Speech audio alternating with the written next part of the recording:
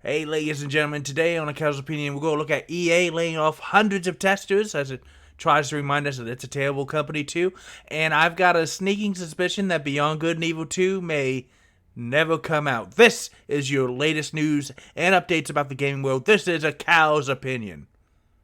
Insert title music that I can't afford, but I really want. A Cow's Opinion, yeah. I'll workshop that. But hey guys, welcome back. Trying to get back into the swing of things as my throat is finally on a massive upswing. I can talk without coughing all day. It's fantastic. But we don't care about me. We care about my opinion on gaming. And first off, EA, which we haven't heard a lot in a while, laid off over 200 people who test Apex Legends, which is not good, but what makes it a really garbage thing is that they did it over a Zoom call. So we haven't heard a lot from Electronic Arts lately because, Activision Blizzard's kind of taken on my bandwidth. They are pretty terrible. But today, Mr. Ethan at Kotaku, published 6 hours ago, updated just 4 hours ago. Today, 200 QA testers in Baton Rouge, which is... Baton Rouge, LA office will just let go, and it's been triple checked, and EA has also commented on this as well. Their main work is on Apex Legends, which is, of course, their battle royale run by Respawn, and it started hitting Twitter that EA just fired its entire Baton Rouge studio, which is essentially their entire Apex Legends QA staff. Other staff who were laid off confirmed this, and some of them literally hadn't just only finished their night shifts early in the day, then being put on a Zoom call and then being told, hey, you're fired. Night shift for a quality assurance tester, really? So they were invited to an unscheduled mandatory meeting, Zoom, at 8 a.m. I've been at these at my 9-to-5 job. It's never something great. It's never, we found a pile of money and you get some too, Cal. It's always bad news. With Magnet Global, their contracting agency, and encouraged to join from personal smartphones or computers, and the entire QA team was then disbanded. EA is not really giving much comment, but said that it's now going to be spreading out the testing to Apex Legends to countless other places, and have given the following statement: as part of our ongoing global strategy, we are expanding the distribution of our Apex Legends team testing and ending testing execution that's been concentrated in Baton Rouge, Louisiana. Oh, LA was Louisiana. They gotta be more careful. So much of this stuff is on the West Coast that LA is the acronym for both Louisiana and the city Los Angeles. But yeah, like my initial thought, Baton Rouge, Louisiana, impacting services provided by our third-party provider. Our global team, inclusive of remote play testers across the U.S., enables us to increase the hours per week we're able to test and optimize the game, and reflects a commitment to understand and better serve our growing community around the world. Let me just say that is corporate speak for we are going to farm it to people who work for less money across the world. I mean, right now it says remote play testers across the U.S., but yeah. Apparently, they just got a better deal than the contracting agency Magnet Global. The news is a shock, not only to the people they let go, but even their supervisors were not told in advance. There was no prep, and they were apparently allowed to collect personal belongings from the office only under the supervision of security. They have 60-day severance, but that is not as long as some of the people's, in fact, a lot of the people's contracts, which sucks. I mean, at least they're not getting the full, you have nothing from day one, but that sucks. So the Baton Rouge, Louisiana office was doing a bunch of different QA, but eventually it focused on just Apex Legends. If you've ever seen Apex Legends or Fortnite, or the online Call of Duty stuff, you know that first-person shooters require a ton of testing and development to be able to work with huge groups of players over countless maps, running countless games at the same time.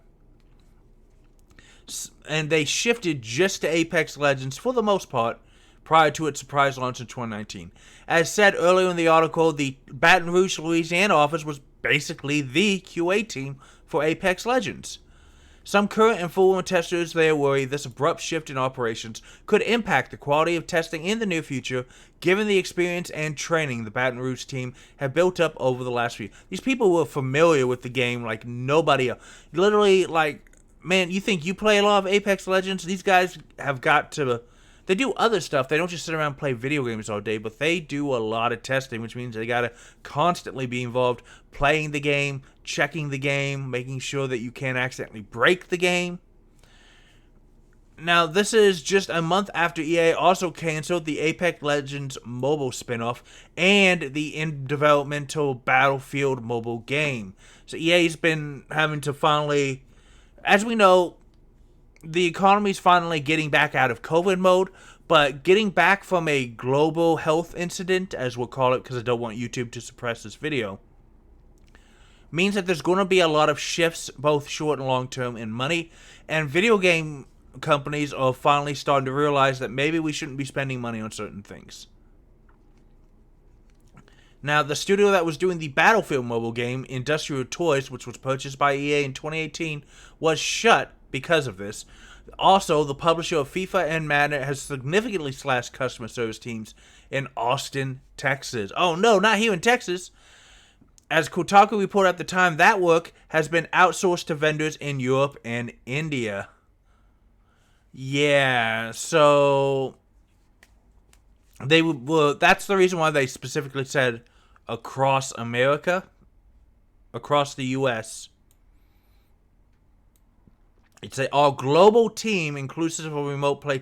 That's why they're throwing in that across the U.S. thing, even though they say our global team. There's a chance that EA is trying to save a little money and outsource a lot of this stuff outside of America, where the labor is cheaper, but it's going to really hurt the game in the short term, because I don't think that they've had enough time to nearly train these people. I'm not saying that they won't do a good job, but you're losing a lot of experienced staff. So, that's unfortunate. There's a lot of talk of unionization in the gaming sphere, and articles like this do not help when the arguments that corporations have, no, we don't need unionization, we treat everybody fairly. Now we're going to fire 200 employees with no notice on a Zoom call, because we want to save money and outsource it to Europe and India, apparently. So that's not good. And speaking of beyond good, segue. Because now we have to deal with the fact, look, this picture looks amazing. You want to know about this world, you want to play this game, but you can't, and you haven't been for over a decade. Because Beyond Good and Evil 2 is not only in development hell, but it's probably been delayed again, because the studio boss has apparently left EA. There have been reports that Ubisoft Montpellier, I apologize, I don't really get to interact with these studios a lot, so I don't know if I'm getting the pronunciation of these French words correctly. But they are a French-located studio that's been behind Good and Evil 2, Beyond Good and Evil 2, trying to make it for over a decade, but now sources have told Kotaku and other places that the managing director, Guillermo Carmona, has left the company after being looked into for his working practices of a government investigation. If this sounds like the French film version of what's happening with Activision Blizzard, you're not wrong. Now, Kotaku had learned that an unprecedented number of developers were experiencing burnout and going on sick leave at the French studio. So much that the Inspection du Travail, again, apologize for the pronunciation, visited the offices this past December. And then the Montpellier development team is having to undergo well-being assessments through a third party. They had to freaking hire a mental health style company to come do assessments on their staff. You know you screwed up when you got to outsource that on a wide scale to all of your developers. Now, this is just the latest what the heck is going on with Beyond Good and Evil 2 thing, because this started way more than a decade. You guys, this is now, it doesn't say it in this article, but Beyond Good and Evil 2 is now the most delayed game ever. It's been out longer than Duke Nukem's last game. It's been out longer than Skull and Bones. There is no game that's been on this development saga as long as Beyond Good and Evil 2.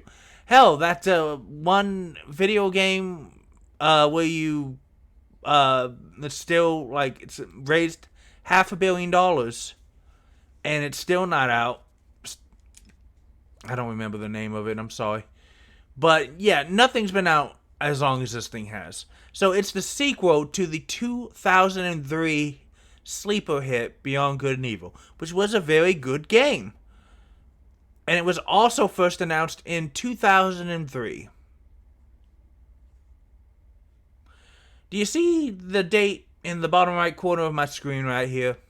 You see how that says 2023? Yeah. It's been going, and it had its first unveiling, I say first, at E3 in 2017, hyping up its ambitious scale with players able to seamlessly travel between planet surfaces and outer space. It had this really cool trailer,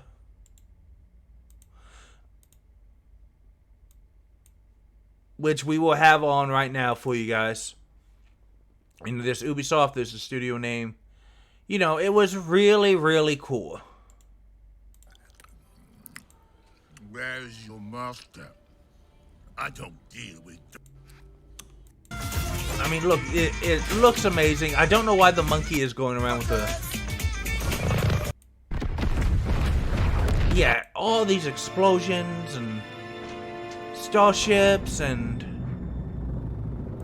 really, really cool looking, but man, didn't do very well because it hasn't come out. This past September of 2020, though, game director Michael Ancel left Ubisoft Montreal following a wider investigation into his sexual misconduct and toxic leadership. Again, this is just the French version of Activision Blizzard. Now, this recent departure of Carmona is with other shakeups at the Montpellier office that has been trying to put this game out for 2 decades. According to Kotaku, senior director Jean-Marc Geoffrey has been replaced by Emile Morel, while the game's original director is now that's weird. But now the director is named Charles, and he's replacing Benjamin, who also left. Ubisoft is also not having a really great time in the gaming sphere right now because they had to cancel and delay a number of games following disappointing sales of Just Dance 2023 and Mario plus Rabbids Sparks of Hope. Personally, I think the fact that Just Dance comes out every year means it was going to have a disappointing year at some point. And Mario plus Rabbids Sparks of Hope is not a bad game. It's just not nearly as cool or revolutionary as Mario and Rabbids Kingdom battle. And, you know, came out really quick too. But for now, it's still Good and Evil 2 is still a project. But this is over a decade from its first announcement. This is about 2 decades since the concept came out. And I don't think this game's ever coming out. There's been reports that it still lacks a creative vision, I found in other articles, and they can't find the fun. If you announce the game in 2003, and then in 2023, your staff is burned out, needing mental health, and you still don't have a solid vision or have found the fun, it's probably time to shelf the game. You should have shelved it at least 5 years ago. I don't know what these guys are doing. Maybe it's draining resources and bandwidth from other games, which is why they had disappointing titles, but I just don't know, guys. Let me know in the comments down below what you think, what you like, what you don't like, and we will see you next time, because you need to play more games. Games are awesome, and you deserve awesome. I'll see you.